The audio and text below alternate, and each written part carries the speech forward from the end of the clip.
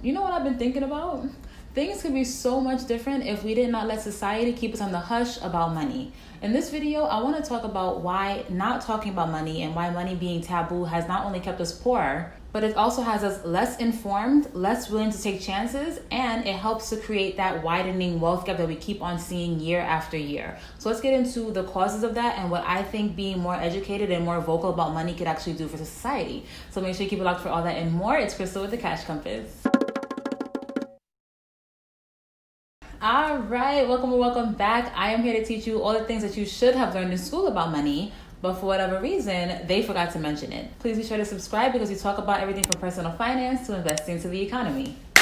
Let's get into it. All right, so I definitely want to hear from you guys in the comments. Let me know how open are you guys about money, whether it's with people you know or your family, and maybe what your reservations are about being more open with your money if you're not. And for those who are not super open about talking about money, trust me, I get it. I mean, I think I was there before I started this channel, and money is stressful, all right? That's why one way that I like to unwind and just kind of refresh outside of drinking water and minding my business, of course, is taking care of my skin. And right now I am absolutely loving this mask by TEAMI. It is their detox mask. And honestly, it smells like life before COVID, okay? Very free, very outsidesy, very socially close, right? I love it. It smells great and it keeps my skin nice and tight. Another product of theirs that I am using right now is this vitamin C serum, like pink serum.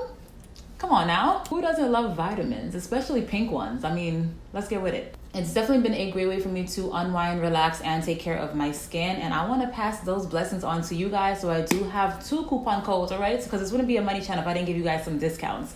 2 coupon codes. You can use Compass20 or Compass25, depending on what exactly you are buying. If you are buying wellness products, you get 25% off. But if not, you're getting 20% off of all their products. Just make sure you use that code. Tell them I sent you. I have the links in the description, so feel free to go check that out and let me know what you guys think.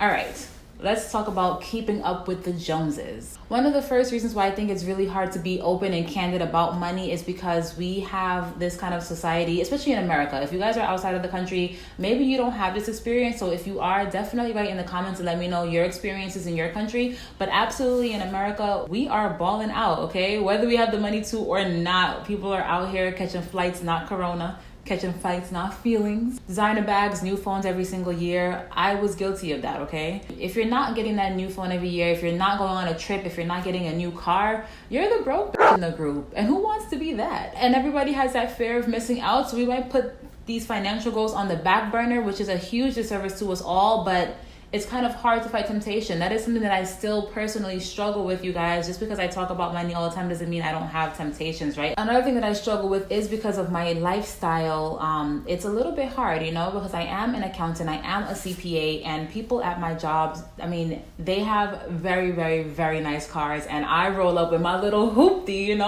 Like, I used to actually be very embarrassed because I wasn't, I guess, secure enough in the decisions that I was making. But I know that I am doing better off than people who are in debt. There's nothing fun or rich about being in debt, okay? And I think that a lot of people actually deal with that struggle. Let me know if that's something you guys ever dealt with too, where you feel like you need to overcompensate to kind of show your success, right? Success has to be material, because if I'm rolling up in a broke down Toyota, doesn't say much. If I pull up in a nice Tesla or a Range Rover, all of a sudden it's like, ooh, she must got money. She must know something. She's doing the right thing, right? And that's a struggle that I think we have so much of, and we just constantly see images of people showing their success through expensive things that it's hard to really think that you can still be successful and be in a beat up car. Another thing that keeps us back and keeps us kind of on the hush about money is kind of that herd mentality. And that's basically the ideology of, well, no one else is talking about it, so I'm not going to talk about it either. And honestly, this could be a whole entire different video, because I think so much people are victims to herd mentality in general. And if you dare, okay, if you dare question the official story that's officially out there floating on media,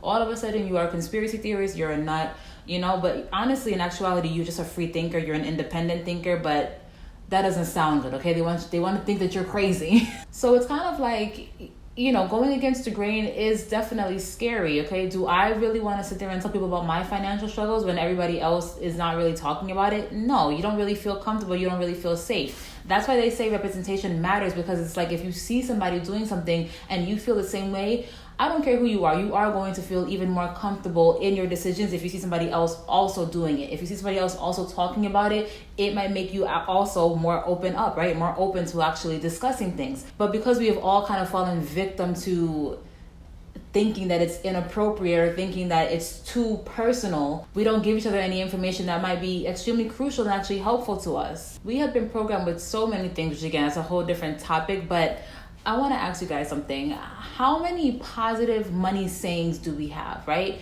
One saying that I know I've heard so much growing up was money doesn't grow on trees, but that kind of teaches you to have a scarcity mentality, right? To not really live abundantly. We need to create some more abundant sayings. If you guys can think of something, let me know in the comments. I was thinking, instead of saying money doesn't grow on trees, we might say something like water your money tree, right? And that kind of gets you thinking, how can I make more money? How can I be more abundant and not think I have to keep every single dollar because money doesn't grow on trees? These kind of things that are programmed into our minds have us always operate from a place of need and of scarcity, which I think is doing us a great disservice. Another thing that holds us back is embarrassment. And I kind of touched on this a little bit earlier, where it's like, I might not feel as secure in my decisions, or I might not feel as secure in my situation, so you don't want to really speak about it, right? Maybe you think you're the only person kind of struggling or dealing with these kind of money issues, when honestly there's so much people dealing with money issues. They just know how to kind of paper it over and make it look nice. You don't believe me? Let me show you something. You guys know I love the debt clock, right? Let me show you the debt, okay? Let's go down here. Debt is at $62,000 per citizen, okay? Savings is at $24,000. So kind of just using those numbers alone, most people have a negative net worth, okay? Where the money that they have is actually less than the debt that they have, okay? Look at the student debt, $38,000 per student. Credit card debt, $6,000 per person. So there's people out here who are struggling. They may not make it look that way, and because no one is looking like they're struggling, right? There might be that one person you have on Facebook who just seems to live right inside the gates of hell and just kind of tells you all about their money problems and how they're all so broke. But that's honestly, they're an outlier. Most people are just making it look good, only showing you the good, only showing you the vacations and not the debt, right? Or the missed car payments. So we only get a one-sided view in society, and we might feel embarrassed because truthfully, we're not managing it that well, right? And of course, we always hear, okay, doctors make great money, lawyers make great money, but why don't we hear about people who maybe don't make, six figures, but they still make a decent living? I don't think we talk enough about incomes, and because we don't discuss incomes enough, we don't really know what to go out there and ask for and what to demand, right? Like I've showed you guys in previous videos, our income in 20 years has only gone up $4,000, okay? And that actually just changed because of the stimulus check, okay? Once we got the stimulus check, they had adjusted that up about $1,000. So it really only went up $3,000 before the stimulus check. Think about that, right? Do you think that if we were more vocal about our earnings and more vocal about our struggles, maybe we can collectively demand a higher income, and that this wealth gap wouldn't widen so much because these CEOs would kind of be forced to give the people more money because there's no more people wanting to work for them? But that also goes to my next point, which is the crabs in a bucket mentality, right? Some people don't really want you to do better, okay? Some people, they don't want to see you doing better. Some people, honestly, they want to be the ones on top, so they're more reluctant to share their information.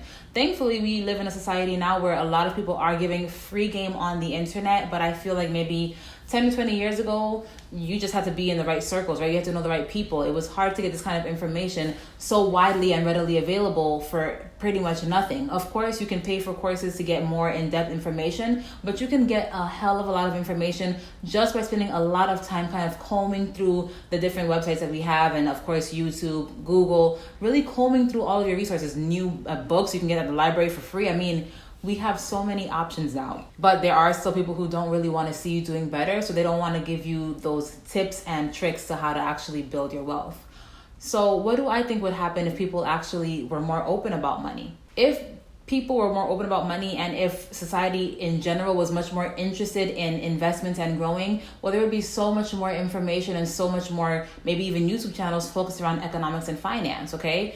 There could be somebody who has a clothing video, like a clothing haul niche, and they could just blow up because that is something that people are absolutely so obsessed with and interested in, right? Clothing, makeup, vacations, those people can actually rack up a whole bunch of subscribers because a lot of people are interested in that generally, right? But what if we talked about money more? What if it was more interesting to actually get into more economic discussions, and people wouldn't think, well, you know what, it's too much for me. I'm not smart enough to understand it, or it's too sophisticated. What if it was just made at a level that everybody could kind of get in, understand, and be interested in it. I think we would have much more content kind of centered around investments, centered around different things in the economy, and really getting a better understanding of our financial system and our economic system and how all those things mesh together. If there was a true interest in it, we could have more content around it, and everybody collectively can, get more informed. Of course, not everybody that's going to get this information is actually going to act on it, right? There'll be people who watch it and they're like, oh yeah, sounds great, and then they just go the other way, right? But we'd have more people who were actually interested and have that seed planted in them, and that could actually create more jobs, more innovation, which would bring more wealth into the economy. Maybe we would have even school reform. You guys know what my intro is, okay? For whatever reason, as many decades and even potentially centuries that school has been around, we don't have these as core courses, okay? We must learn about photosynthesis. We must learn about the dead presidents.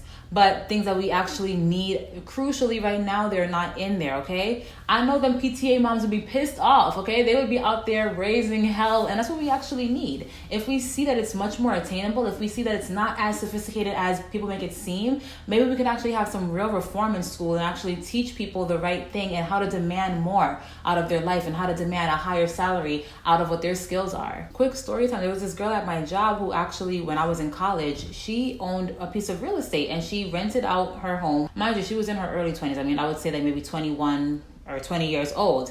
And I remember like thinking, oh, that's pretty cool, but it didn't even resonate that I could do that too, right? So I think if we have more people kind of talking about it, because she definitely planted that seed for me. I mean, how many other seeds could we plant out there if more people actually had this information just free for them, right? I think it could be a really great thing. So we have to be more open about our money. And I can make another video kind of discussing how to be more open, specifically with your kids or just maybe the younger generation in general, because I think it's important, and to not really feel ashamed, right? Because it's honestly not about how much money you make, right? It's how much money you keep, because you can make as much money as you want to, but if you're not doing things the right way, well, you're going to be broke real quick. But that will do it. If you like this video, then please like this video and make sure you share it with your friends. And if anything else going on, you know what to do. Go ahead and binge watch me. And until next time, keep your money up.